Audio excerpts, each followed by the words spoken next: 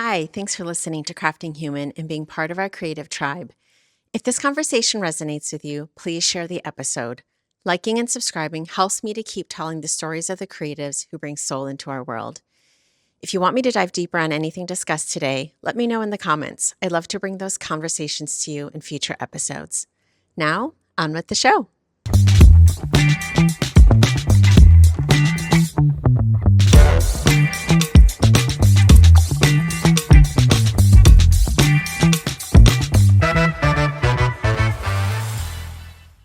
Hello, everyone.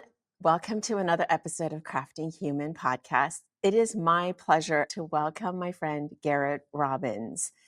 He has been an industry colleague and quickly became a lifelong friend. And I'm just so excited to have you join us all the way from Madrid. Welcome, Garrett. Yay! Thank you so much. It is a privilege to be on your podcast. Well, I just want to do a quick little moment of introducing you to my listeners. Garrett is the co-founder and owner of the renowned interior design studio Brime Robbins. They are the recipient of the prestigious SBID International Design Awards and the recipient of the Interior Architecture and Design Award for the Andaz Prague project, which we'll be talking about a little bit later in our conversation. He has over 20 years of experience across 3 continents and across multiple industries, including hospitality, residential, and cruise ships. He has worked with some of the industry's leading hospitality brands like Hyatt, IHG, and Fairmont, among many other leading hospitality partners. So Garrett and his team also have their own bespoke product line called BR Bespoke, and they have been working with their clients to develop some truly unique capsule collections. So this is going to be a really fun conversation, Garrett. Thank you so much. What I wanted to start with is if you could just tell us a little bit about how did an American designer end up in Madrid and start his own business there? I mean, what a journey. And let's just talk about that for a minute. Like, you're your own entrepreneur in Spain. I know. Well, it's kind of hard to believe. But yes, I had started studying design and going to school in DC and then moved to New York City, which was a great move because it definitely teaches you the ropes or whatever the saying is. And I eventually joined a company called Rockwell Group, which is pretty international. And they do a lot of hospitality design, as well as many other things. I think David Rockwell started off with theater design first, if I'm not mistaken. Anyway, he has really made his mark, and I was invited to join the studio and had a lot of fun and a lot of success and got a little exhausted with New York. I sort of burned the candle at both ends and got an opportunity to go over to a studio that Rockwell Group had in Madrid. And so I kind of made the move, and it brought me here, and that's where I started working with my now business partner, Maria Brime. So it's actually Brime Robbins. Everybody makes the mistake. It's yeah, that's okay. I basically Americanized her name. Yeah.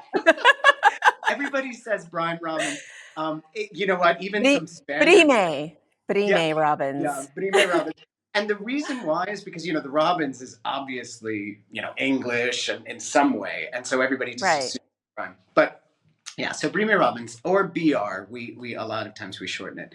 And so she and I started working together at Rockwell Group, and we really hit it off. We're very different people, but we have certain things that align. And we found that out working on different projects together. And so the time came when basically, we had kind of outgrown where we were. These big studios are fantastic to teach you all sorts of skills um, and sort of things about the industry, design moves, so to speak, ways that you can resolve things when you're designing. And it's great. And then you might get to a point where you need a change and you need something different. And in this case, Yeah. we decided, why don't we do this for ourselves? We had Yeah. already a lot of client relationships that we had established while working there, and we were running projects ourselves, and we had a lot of autonomy. And so we thought, well, let's just try it. And so I actually left first and she left second. And because she had a big project on Nobu in Riyadh that she was finishing up. And so we wanted to um, start this new venture, but we had really no idea like what it would take or how we would get there or all the different facets and different steps that we would need to know. And What were some of the what was like the moment where you kind of just laughed right now, kind of in disbelief of we had no idea. I'd love to hear what stands out for you as a oh my goodness, what have we done moment. um oh, okay, this is a really good story. So we were trying to win the Le Meridian in Split. Le Meridian is a brand now owned, by, I think, by Marriott, if I'm not mistaken. And at the time, it wasn't a Marriott brand, and I think it. Well, I can't remember. Anyways, and so Le Meridian in Split, and we had the clients coming to visit us, and we had just signed a lease on a studio that was completely empty. I mean, complete. It had no furniture, no artwork, no nothing. Like it was just, I mean, it's very nice, beautiful space, nice light, but it was just empty. It was nothing. And so we went around and got all of the people that we were going to work with, plus some additional friends, actors, everybody to meet us in a rented space at this place and fake being like an active studio because we Oh my thought gosh, I love that. no, we thought that that's what we needed in order to That's convince these hilarious. clients, because we were brand new and we were like, we really, we need these big projects and we want them, and we know we can do them, we know we can handle them, but the facade, right, of having Oh the studio yeah. and it running up and running and all that kind of stuff, since the pandemic has really changed. But at this time, we we were behind the eight ball, and we just didn't have that underneath us, and we scrambled. Oh my God, for a week putting it all together, and we didn't get the project. We didn't get it. Um, and maybe, Wow. and now looking back, I think, it's okay to just be yourself and tell a client, Absolutely. look, we just opened the studio. We'll be up and running soon, but we're working remotely or whatever it is, whatever your, Yeah. Yeah. or, right now our studio was sold. And so we are taking this opportunity to say, okay, well, how do we want to work? How do we want to move forward? And we've realized that since the pandemic, there's a lot that we can do without having to have this constant home base. It doesn't mean that you don't want a creative space where you can meet. I think that's important. But those co-working spaces are easy to find nowadays. Um, Absolutely. the biggest challenge Yeah. is the materials and kind of where do you store them when you're doing your Yep. your Yep. your projects. But other than that, really having a studio that runs, um, it costs a lot of money. As Yeah. we learned, we had a studio for 10 years, and we were very grateful for it. It was a beautiful space, and now that we don't have it, and we're kind of thinking, okay, do we really need to look for a new space? Let's see what this is like without it, because we're just as good as we were without it, I mean, with it. Yeah, so that's kind of where we are right now. What a journey. Wanted to spend a little time talking about something that I just have always really admired about how you design, which is the way in which you do storytelling. Mm, And okay. have you always been a storyteller, do you think, in your lifetime? Yeah, I think so. I mean, I remember, I thought, okay, so originally I thought I was going to be a writer. Then I thought I was going Oh, to be an actor. Now, okay. then I was a teacher for a long time for kids. And now, I've kind of come into design. And when I was little, I would spend a lot of time writing these stories and drawing these little kind of pictures and putting together these little kind of books, right? And then stapling them. And that old fashioned lined paper that we Oh, used to. yeah. Yeah, yeah, yeah. And I remember all of my English teachers were, I don't want to say impressed, but they were drawn to that. They kind of responded to that.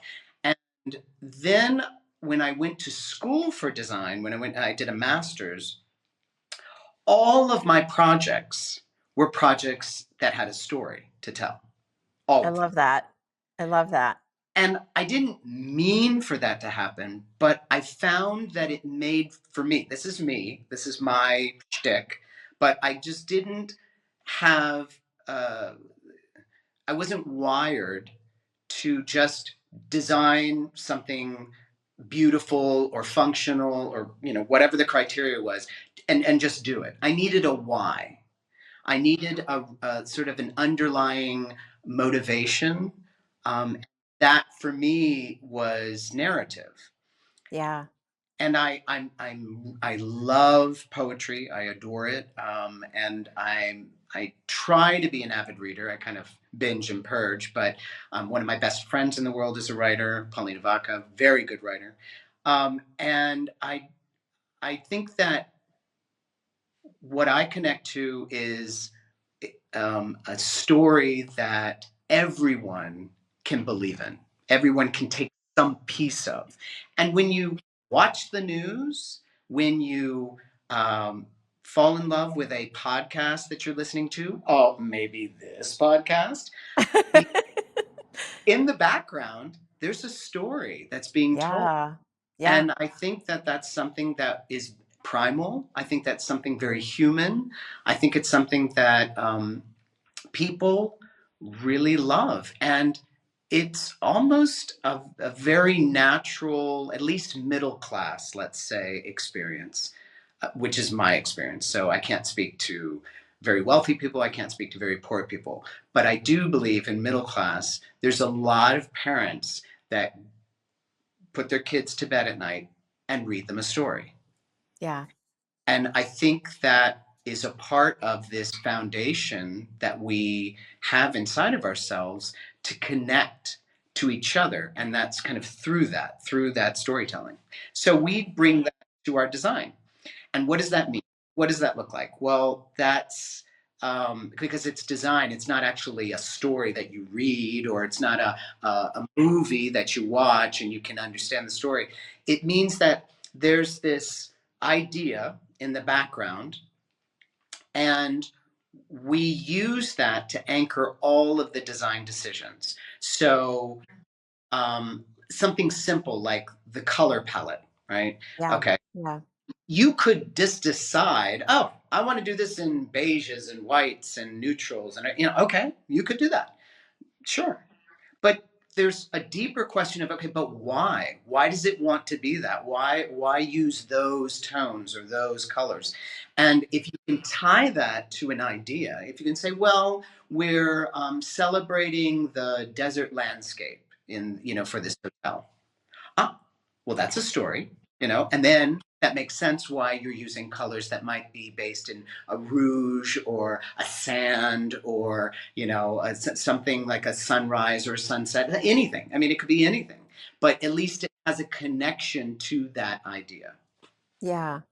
Well, and it's a great segue into the project that that I love the story of the design, which is the Andaz Prague.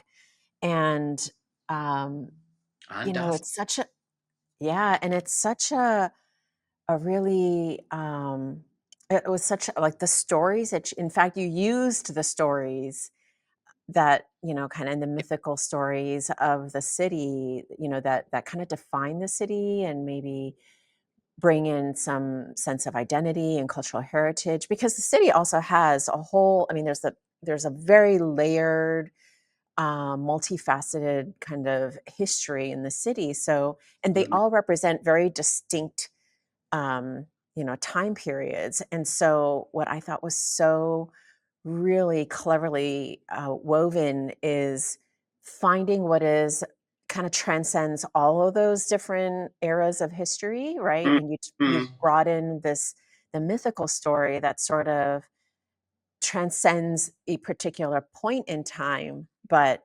um, is more representative of maybe the people, right? Who and the stories that resonate for them. And so I love that. And I was wondering if you could share what that process was like and share a little bit about these mythical stories that really inspired this really exceptionally beautiful design.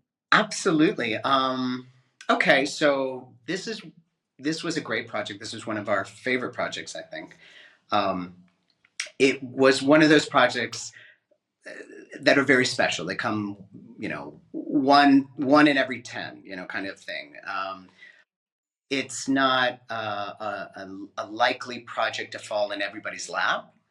Um, we were approached by a company called UBM, who had purchased the last freestanding historic structure building in Prague. And I think they spent somewhere around 50 million for this building. So this isn't change. This is a serious project with a serious investment. And they were going to spend just as much in gut renovating it and turning it into a hotel. And So this was like a historical restoration and conservation project, or was this correct, totally correct. taking the old shell and making it completely new? No, they had very, very strict guidelines with the Heritage Society. The architects were incredible. So there was this group of architects within UBM that we worked with. And to take a step back, so there were different brands that were vying to be a part of it. In the end, it was going to be Hyatt, and it was going to be the Andaz brand, which is a luxury lifestyle brand. What we mean to say is something that has a lot more of a bold design. It could be more thematic. It definitely is referencing a strong concept and local culture. And it is not restrained or quiet. It can be elegant, and it still has sort of an awe and a surprise that you find within it, right? And Yeah, it yeah, really comes to life. yeah, Um, so it's a different kind of luxury, and we when we won the project, we and I should step back. So we were up against several different companies, and they were all doing their own fantastic job, and we presented, and we were kind of a little shy because it was a historic building. So we yeah. thought, well, maybe we shouldn't go too far with this. And this is a lesson for all of you out there, because sure enough, the CEO was like, well, I love your ideas, but I mean, I feel like you could have taken more of a risk. So Wow, that came we from the said, wait, client? wait, you want it to be even more? We were like, okay, no problem. We can do that. So we said to him, look, give us a week, we'll update some ideas and the concept, and we'll represent. And we did, just to show him, look, we can push this envelope even further. And we did, and we won the project. So the way that we approached Andaz Prague was to look at the city first and look at the local culture. And we had a challenge, which was a lot of times in these hotel projects, when you're looking at what's around the site, right, to draw from, sometimes there's just not so much, or it's very obvious stuff, right? And with Prague, there's it's like it was overflowing with opportunity.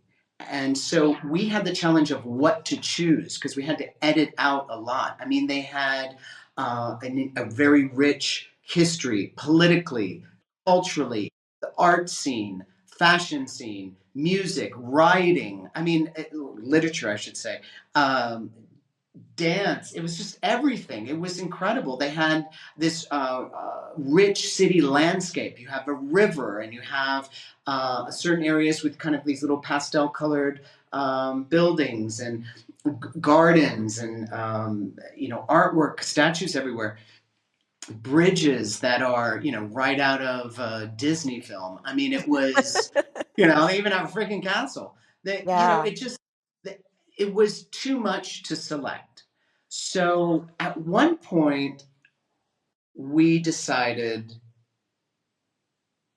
that we just needed to keep it simple.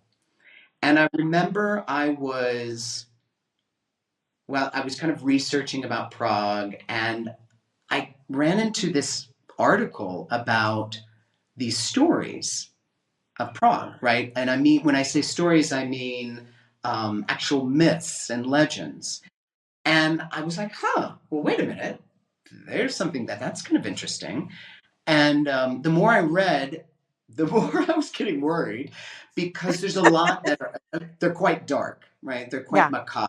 And but I still couldn't get away from this idea that there were all of these myths and legends kind of hidden in the country, Czech Republic, which I think you're supposed to say Czechia now, and inside of Prague itself.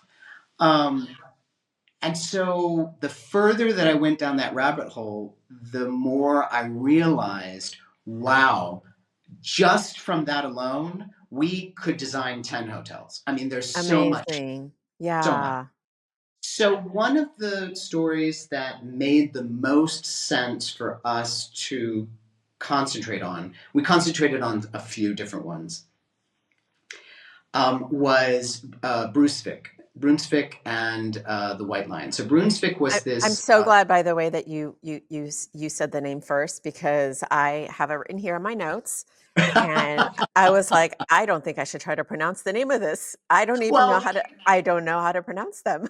yeah, I think I'm saying it the right way, but I apologize to all the people of Czech Republic if for some reason I'm butchering any word or name. But yeah, so what happened was we started off with that because it was very epic, right? Yeah.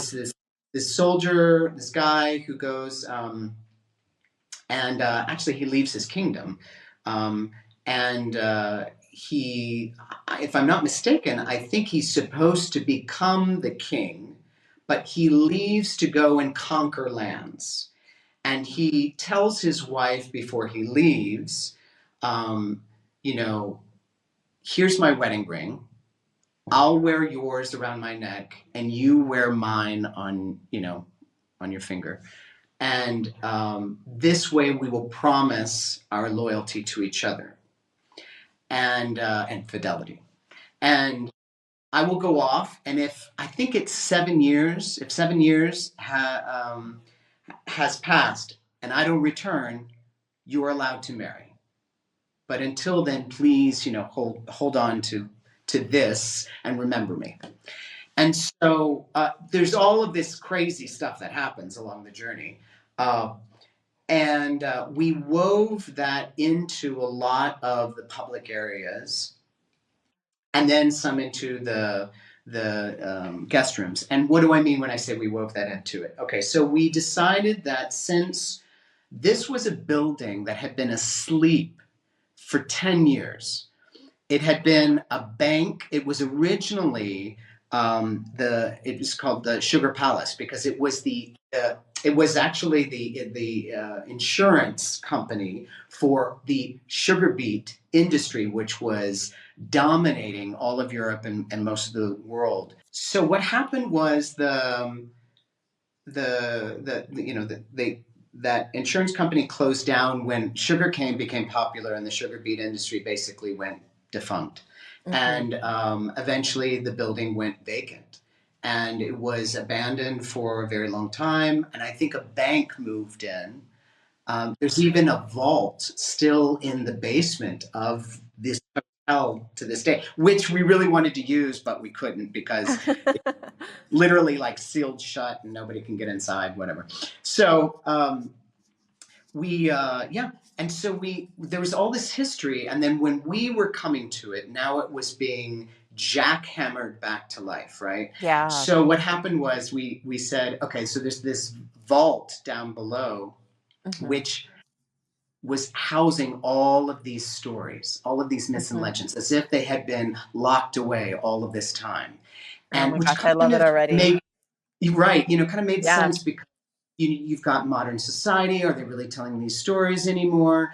And so now they're with all this construction and all of this breaking of the old walls and floors and such, they were literally breaking open this vault and Mhm. awakening all of these myths and legends as if they were spirits in the building. And Yeah. so we had this idea that they would literally be coming awake and coming through the walls. So we found this Mhm. artist who does these kind of human figures in plaster that kind of come out of a wall. And it looks like they're somewhere between being trapped and escaping. And we thought, wouldn't that be cool? But we used the characters from, Brunswick and the Yeah. White Lion. And that was what started it all. So from there, Amazing. I love it. once because we shared that with the client, they loved it. They ate it up, and we said, "Oh, great!" Because we were thinking they would say no, but they thought it was a fantastic idea. So we said, "Great!" So we moved forward with that, and that's what ended up creating the entire storybook that is that hotel. Yeah, I love that. It just has such a it's like a cultural and a heritage reawakening. There's this kind of, how did the city and the people who came to the hotel, how did they respond to it? Because so much of what you're doing and the way in which you've presented it to your clients, there was an emotional resonance for them, you know? And Absolutely, having that absolutely, translate into the design and into the yeah, building, and when the guests come, and I mean, I when I was doing the research for our conversation, I even saw a whole booklet, The Walk of the Myth, I think is what The Walk yeah. of Walk of Myth. Myth, yeah, Yeah, yeah, but, yeah. the property, put together, and they're telling the story, and they guide, the guests in the journey of the art and the different kind of nods to the different stories and things. Just curious, like, how did the city respond? How have the locals and, the clients, and I know the client also won an award for, like, Best of Realty or something, a real estate development, or it was a prize similar kind of like that, and I yeah, what's been the response to this amazing story? Well, I will say we didn't get to have a grand opening because the Ukraine war started, and they felt that it wasn't proper Mm. to be celebrating when people were dying in the streets, and we totally respected and honored that. We did have the opportunity of having like a pre-opening before that, Mhm. which Mhm. meant they invited bloggers and some important people from the city, some politicians, some actors, and such that came a particular day, and we walked them around and kind of explained what we did and what we designed and the story behind it and all that kind of stuff. And I had no idea how that was going to go down. I thought, okay, this is going to be like a presentation like any other presentation, right? Yeah. And I did a Yeah. lot of presentations. Maria does a lot of presentations. So Maria, my business partner. So we thought, okay, we'll just stand up there. We'll kind of give a little spiel. Maybe we walk around to a few places. Well, it ended up being this incredibly emotional experience for everyone that was there. And Wow. what we realized very quickly was these were the stories that their grandparents were telling them That when is they were little. amazing.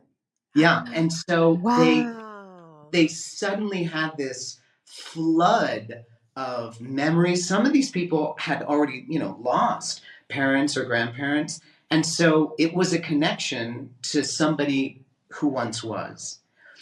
And so Yeah. Oh that's my gosh, really, I love that. I yeah, literally just got chills. yeah, when you talk about the power of myth and storytelling, I Mhm. mean, it doesn't get any better than that.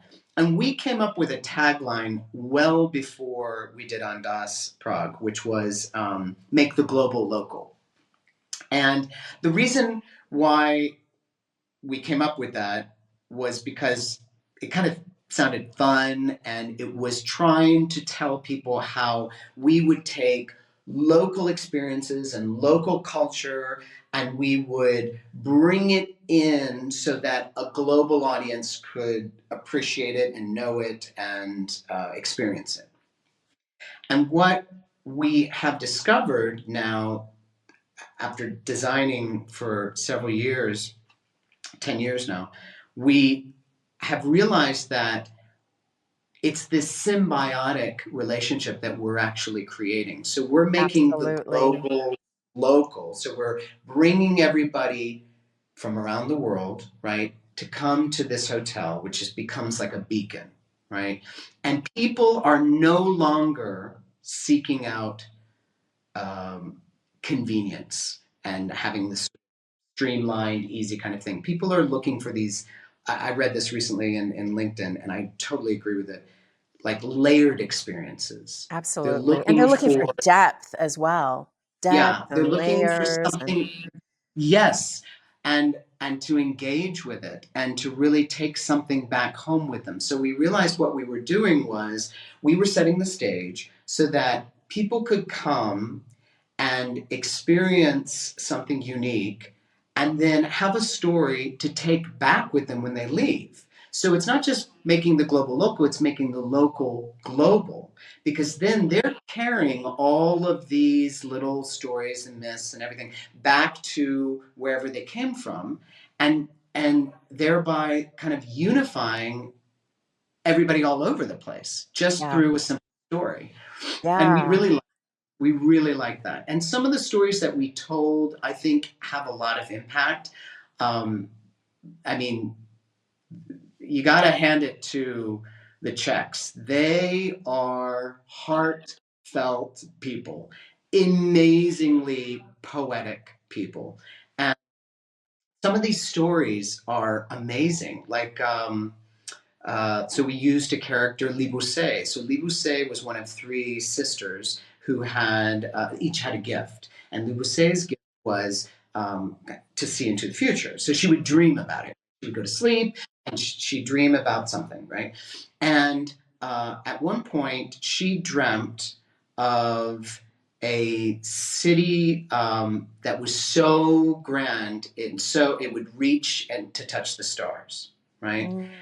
And the way that they would find it would be there would be a carpenter who was installing a threshold when no one else was working and no one else was around. And that's where they would know to set up the city. And that's the story of Prague, actually. and Wow. and so that she she sent off she said this premonition and sent off soldiers to discover this spot, and sure enough they came upon this small town where everybody had taken a break for lunch except for this one carpenter who was running late, and he was just trying to finish his work and he's just trying to install this wooden threshold, And it's the city that reached the stars, and so we literally transformed that into a kind of guest room typology. So in the Garrett, like me, which is top sort of attic space, right, of the Yeah. hotel, there's these very intimate rooms. And we sold the client and Hyatt on the idea that why don't we make this its own special typology? Yeah. Because you're not going to be able to get the space that you can in the other rooms. But what we can do is make it special in its own way. So we took cues from the color of Li Bousset's lips. So we used these blush colors and her ivory skin, and we used different tones of white, and we made everything very cozy. We floated this beautiful island that on one side is the TV, on the other is the sink. We used very special terracotta throughout the floor that went into the shower, all custom made. And we had a plaster mold in the wall, like remember the characters that kind of emerge from the wall, and it's Li Bousset's hand and her fingers touching a star, and Oh that my comes from the gosh. story. And so Yeah. we wanted people to also stop for a moment and partake in the story in a very personal way. Remember when you have read a novel and it was one of the best novels that you've ever read. And there would be moments when you're turning the page and you're reading and you have to stop. Really like stop and put down the book Yeah. because you're just aghast. It's a phenomenal experience. It's Something just like washes. so much to take in, and you're Right. just like Right. sitting in the moment. So Yeah. that was our goal. We wanted to give people not just stories, but moments in the story where they would pause and be in awe. Awe of something, not our design necessarily. I mean, anybody could criticize our design. Anybody could say it's too much or not enough or it's, whatever. That's fine. But you can't deny that somebody could stop and look at that finger touching a star and have some connection to it. Not everybody, but there's going to be somebody that does that. And that's a really special moment. Well, and what you're saying, it's so true because it's kind of like the art that we go to in the museums. The artist had a certain, they brought their own perspective to their work, and you can't control how people interpret No, no, or experience or interact with the work, but what's still happening is that there's this interaction, right? There's a right. dialogue, whether it's through a sensory experience or there's a way in which they're engaging with the environment you've created that for, for many different reasons, it's creating kind of a connection for them, Right, right? And it's right. leaving an impact on them. And I love that you've created an inspired space and it's left open for everybody to experience it in their own way. I love Yeah. that. I mean, it was a lot of work because we didn't want it to turn into Disneyland. So you had to try and find, you know what I Yeah. mean? Or Disney Well, and World. and actually, and I love that you said that because you don't want it to be so themed that it turns into an amusement park experience, right? Right. Because that's just ridiculous. So you have to find things that are subtle or elegant interpretation. Can you talk about, you mentioned some of the artists and the different people who contributed to the making of the reality, right? So there's the craftsmen that you worked with, and I know there was a lot of local like specialized craftsmen and artisans who came into the picture, and artists you were working with. And I mean, what a spectacular opportunity to work with so many talented Oh, people. yeah. I can Yeah. you talk about that, the work that they brought and what they contributed to this authentic experience, and yeah, just tell us about kind of how vital their work was in bringing life to this project. Sure. So we collaborated with Vel Vornar, who is an art consultant, and they um, really helped us to find a lot of these fantastic local artists.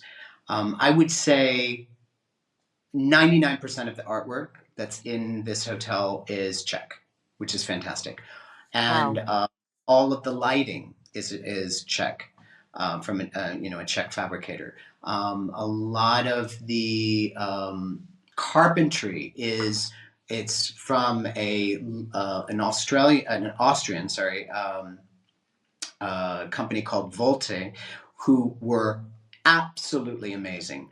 But the reason why we used them was the owners had a base in Austria, and so and it was only like an hour drive, so it was a smaller carbon footprint than trying to Love bring that. the farthest stretches of Czech Republic. Yeah, Do you see what I mean? So it totally. actually was better, more environmentally sound to use them, to be honest. Although that wasn't the 100% reason for selecting them, they just were incredibly talented and really brought hand craftsmanship into the hotel. But stepping back for a moment, so we had this concept, right? We were doing these myths and legends, and we gave all of that information to the art consultant, who was then able to kind of try and place people and figure out and stuff. And they were great because they were very open to our opinion. We got to meet artists, we got to decide whether something worked or didn't. And there was a lot of small touches throughout that became very important. So we have these lounges. In the Andaz lounge, there's kind of these separate rooms that can kind of open and close to each other. And Gollum is one of the myths, the stories that we wanted to tell, and we wanted to retell it because it's quite a dark story. I don't know if you know it, but basically there's this sort of humanoid made out of clay that comes to life to protect the Jewish quarter. When it's being persecuted in Prague. And there's murder, death, and mayhem, basically. Oh my. And it's quite dark. So we wanted to recast Gollum in a more playful way, Yeah, honoring absolutely what that story represents, and trying to make it a little more palatable for the general public, so that it's not this horror film that we're trying to right. tell. We found an artist who was able to make these sort of half forms of Gollum painted in these really bright colors. That one sits on top of the shelves that separate the different lounges. Another stands guard in one of them. We made a lamp, a Gollum lamp, which has like this really big kind of golden head and this cute little sort of chubby white porcelain body. Um, and who's sort of standing vigil by your bedside in the guest rooms. Yeah. So there were little ways. There's a little Gollum who's hanging from. It's a cast bronze Gollum who's hanging from the mirror in the bathroom of the standard guest rooms. There's a Gollum who's holding up the mirror, because Gollum, was underneath. It was always like would kind of go back underneath the bridge. And we thought that would be kind of cute that he's kind of underneath the mirror, kind of peeking. Mhm. So we tried to install these little bits throughout. And then there was an artist who did these kind of abstract mushroom forms, right? So we used those in a room that told the story of when Brunswick goes into the woods and meets the white lion. Now, the white lion is one of the most important characters. He's the one that's literally emerging from the wall over the beds, because the two-tailed white lion is the part of the shield Yeah, of it's on their crust, right? correct, yeah, and it's a national symbol, and they have statues of the lion, and anyways, he's a really great character. So we decided, okay, let's infuse this white lion in different ways, And so in a room where they both discover each other in the woods, we have fabrics that represent, the woods, and we have these sort of mushroom sculptures. And there's a different artist who did kind of these black acrylic silhouettes of leaves and trees and such. And so we wanted to cast a little bit of that story without it having to be, once upon a time in the woods, da da da da. And another artist did these knots, these hand blown glass knots, which echoes back to the craftsmanship that you find in Prague. I will say the one thing that came out of this project that we hadn't realized we were always doing, but this was our arena to fully exercise it, was to design with integrated art. And we came up with that term because we didn't know what else to call it.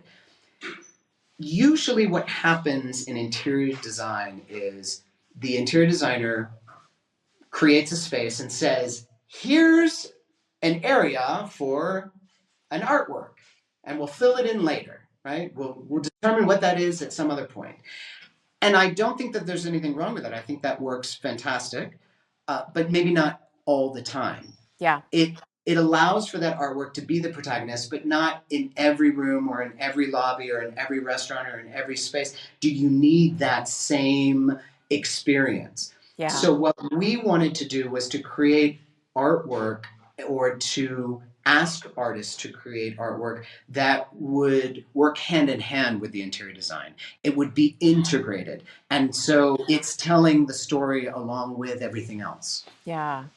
I love that because it just ties everything together, Yeah. and it completes from start to end. And it's kind of supports um, the ability for every touch point, every interactive moment for a Yeah. guest to be able to, whether consciously or subconsciously, experience the story that you've been crafting for the space. Yeah.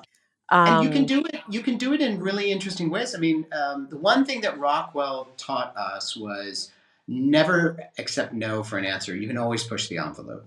So when we were designing the elevators, the interior of the lifts, right? We wanted to do something beautiful and stunning that you would only see from a distance, but when you were inside, it would be something else. And we wanted to do that with like little wood mosaic, right? Marquetry. wow. Now, Yeah. marquetry is also a beautiful skill in the Czech Republic. So we pushed the lift company to help us create that. And when you're standing outside waiting for the lift, if you're standing far enough back, you can see that it's part of the face of the lion Oh, in wow. this Yeah. beautiful That's clad, it's all amazing. wood cladding inside, and part of it is all marquetry. So with all the different pieces of wood and their tones, they create kind of this part of the lion, which is, the white lion. He's not white he's wood. But anyways, and yeah, and then when you're inside, you just think, oh, this is kind of, just marquetry, and it's interesting, it's modern, it's all different kind of sized pieces and stuff. So that kind of use of craftsmanship can be done in a clever way. I just love that.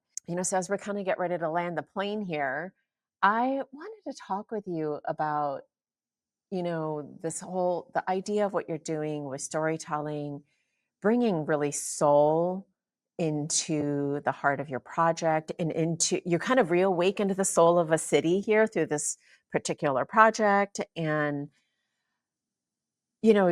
it's interesting because we're now in this age of AI, digitization. AI can, you know, uh, really kind of just give you thousands of iterations of ideas, all Yeah. kind of, Yeah. Press the button and in like 10 seconds it's there, right? Right. How do you see kind of this really unique skill that you've developed, of storytelling and identifying what was going to feel emotionally resonant Mhm. as the inspiration for your design. How do you see AI kind of supporting that in your work, or, maybe not really being able to replace, you know, your kind of the creative connections that you've made? And you maybe talk to that a little bit? I'm using it right now, but I'm using it in very limited ways. I think there's a there's a place for AI in design, absolutely. Here's what I'll say. Here's what I know. The ideas, if you're turning to AI to give you ideas, it will fall flat. It isn't that you won't get ideas, but Mm-hmm. it's like you said, there's no soul behind them. There's no energy there. Yeah. In my, Mm-hmm. that's what I think. I Mm-hmm. do think though that if you have an idea and you would like help shaping it or crafting it, yeah, sometimes AI can help you with that. So I think that AI would be wonderful for interior designers if it could, for instance, crank out prescriptive specifications. Mm-hmm. We could say, here's the material or here's the fabricator, da da da, give it a little bit of information and it would just Yep. do everything, right? Yeah. That Yeah. would be fantastic. Like the Uh, tech, the task oriented work, right? yeah, Yeah. Yeah. yeah, Take the grunt work out, make it yeah, yeah, more exactly. I mean, streamlined. Yeah. exactly. Streamline some of the stuff. I mean, even some of the drawings. I still think that, you need to be a part of the drawing process, but Mm-hmm. there's some things which are like repetitive or some things that are, standard details that you have to change and you don't need to really draw that again, like Yeah. it's Yeah. it's a slight variation of a door jam that you're doing, and you could just tell AI, okay, take this door jam but just make it, da da da da da da da different, and then it would Mm-hmm. just do it for you. That would be great. But in general, I still think that the human creativity factor is the part that's authentic for Yeah. projects. Yeah. I And it's agree. the part that we need. I totally agree. And you know what I love that, I mean, the reality is that AI isn't emotive, right? It's just an algorithm. It's a machine that learns based off of other historic data that it's been gathering, which kind of, I already have some kind of ethical questions surrounding the data it's scraping from other artists and creatives, but that's another conversation. Um, That's a different I hour. That's a different hour. That's a different a different conversation altogether. But what I, but and it does highlight the fact that, to your point, um, it's not human. It doesn't have emotions. It doesn't, you know, how would it understand how to create an environment? Or I mean, in a way, what I love the story of how you said that the stories you brought into the property, and what it did was it brought like the citizens and the people together, and you're creating kind of the connection of the human connection, which is what hospitality does really well, right? Becomes a communal gathering space. It becomes a place where people make memories. There is a sentimental kind of all of this. It evokes something deep within all of us, right? Yeah, And yeah, yeah, and that's something that I just don't see how it really could be replaced by a machine, yeah, right? And yeah. that's and anyway, but that leads me to as we're kind of ending the conversation and wrapping things up here, how are you cultivating your own creativity, and what are some of the like rituals or habits that you engage in to make yourself feel uh like filled up and more whole, and being able to bring your whole humanity into the work that you're doing? So sometimes for me, it's doing things that have nothing to do with interior design. Yeah. Now, let me caveat that by saying I draw a lot of joy and inspiration by going and, doing tours of homes, or seeing, beautiful, stunning architecture, like the art museum in Doha. I mean, Mhm. just there. I mean, there's certain buildings that are just so tremendous and inspiring that you want to visit them over and over again, and so that is true. But when I'm really honest with myself, what fills my well is kind of taking a step back and doing something else. So I read a lot of poetry.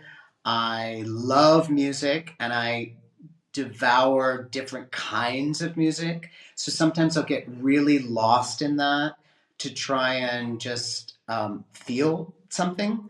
Mhm. Definitely museums, but I don't go to a museum thinking, okay, I need to fill the well again. So Yeah. let me go over to, Alfredo, and I'll just, see stuff, and then I'll walk out and I'll think, oh, now I know what to do with the design. No, it doesn't work Yeah. that way. And then there are things like trips. I mean, my husband and I go on trips all the time, and I find that when I'm traveling, right, a lot of times I'm not thinking at all about work. But then suddenly there's all of these things that I see, or Yeah. experiences that I have, food experiences, textural experiences of materials. There's suddenly like a composition somewhere, a Mhm. tree in a building in a Mhm. courtyard or something Mhm. that happens, and it sort of wakes me Something up. It sort clicks. of Yeah. Yeah. clicks, right? Yeah. And I just think, oh, okay, that's feeding my soul. That's giving me something. And so when we go on even just little trips around Spain or whatever, it makes a big difference. It really helps kind of disconnect and allows your Yeah. brain to relax. There was something I read a long time ago. When you can't figure out how to do a math problem, for instance, you're supposed to stop and do the opposite of math. Like you're supposed Yeah. to go on a walk in a woods or something like Yeah. that, and not think at all about anything. And then you'll come Yeah. back, and actually your brain in the background is figuring out how to calculate Yeah. this Well, problem, how to and resolve it. what you're saying is something actually that I'm in the middle of reading about. I'm reading a couple different books about the brain and how the neuroscience of the brain and creativity and what sparks Yeah, creativity. fascinating. So my last question to you, Last question. because you are just on this trajectory of amazing success after success. But as Garrett, what does success look like and mean for you? I think true amazing success would look like uh, our studio being able to even say no to a project Yeah. because it wasn't, kind of the right fit, or we were too busy, or we were fine with what we had, and there's enough money in the bank, and not everybody's happy, employees are happy. I mean, you know what I'm saying? Yeah. Like, I think that's a very comfortable place to be, Yeah. and I would like to be there one day. Yeah. um, that would be Yeah. great. Well, thank you so much. You have shared a wealth of just your own inspiration and experience and knowledge about how Shut. to create, just to create a meaningful space for people and how you are crafting a more human world for all of us and your clients over there. And I'm just so grateful for your time. I appreciate it so much. Thank you for being part of my inaugural season of Crafting Human. Woo! It's the best season. And Thank you. thank you, Sharon, because first of all, I adore you, and second of all, this is an absolute pleasure and an honor, and it has been a lot of fun. Thank you. Well, that's the goal. We're having fun talking about fun things. Thanks for listening. If this episode spoke to you, I'd love for you to join our creative tribe. Follow, like, and subscribe to help this community grow. Your support helps me to tell the stories of the creatives who bring soul to our world and create meaningful experiences.